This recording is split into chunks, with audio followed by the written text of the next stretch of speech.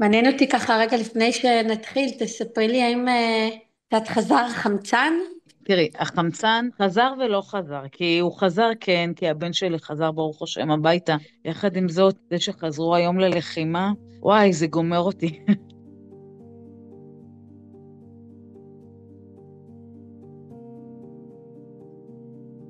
איך חושבים על המונח חירות?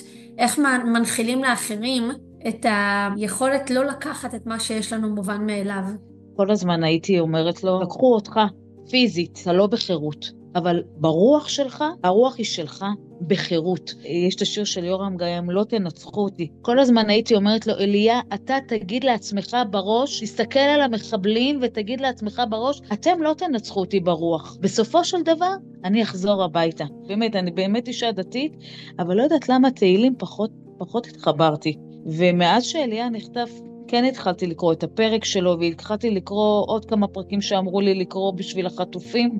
איזה על זה פרקים קראת? קראתי את שיר למעלות, ומסתבר כשאליה, שהוא שם בשבי, כל יום זה פרק תהילים שהוא זכר בעל פה. והוא אמר לי, אמא, הפרק הזה נתן לי המון כוח כשהייתי קורא אותו שם בשבי. במפגש שלך השנה עם כל כך הרבה אנשים, מה הפתיע אותך? מה שרואים בתקשורת, זה בכלל לא מה שיש בעם עצמו. כולם אוהבים. האהבה שלהם והאכפתיות שלהם והתפילות שלהם, באמת הם רואים את כל החטופים כאחים שלהם. רק אצלנו זה קורה, הערבות ההדדית שיש פה היא מטורפת, ולא רואים אותה בתקשורת, זה כמה שרואים לא רואים. את מאמינה, אני מאמינה, בלי אחדות ובלי המחנה המשותף העמוק בינינו, לא נצלח את המשימה הזאת.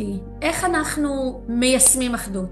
לא להקשיב לקצוות שנמצאים, מלא משנה מאיזה צד. הרוב שהוא נמצא במרכז, אנחנו צריכים באמת להסתכל אחד לשני בגובה העיניים, בלי סטיגמות. גם לי לקח זמן לכבד כל בן אדם שמדבר איתי, אבל לאט לאט שנכנסתי לתוך זה והבנתי שרק זה מה שהביא לנו את האחדות, אז התעלמתי מהגירויים של המראה החיצוני, ולמדתי להכיר את הבן אדם שעומד מולי. אני חושבת שההקשבה, הסובלנות והערבות ההדדית הם אלה שיכולים לחבר אותנו ביחד.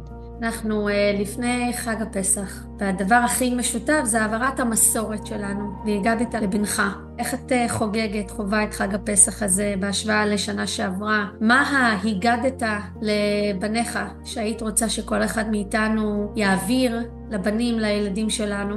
בעזרת השם יהיה לי שנה חג פסח שמח יותר.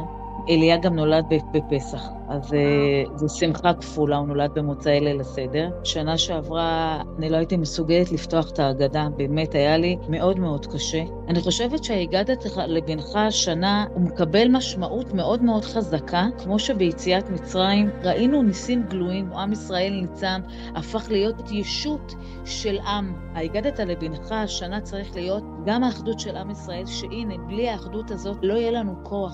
אני השנה אחגוג גם את הנס הפרטי שלי, והלוואי ויהיו עוד ניסים עד פסח, ואם חלילה לא, אז לפחות להאמין שהנס הזה יבוא. תשמעי, אנחנו שורדים, אנחנו עם של שורדים, לא מהיום ולא מאתמול, מיציאת מצרים, וזה החירות שלנו. אומרת לכל עם ישראל שימשיכו להיות באחדות, בערבות הדדית, בתקווה, באהבה אחד לשני, ובסוף יהיה טוב.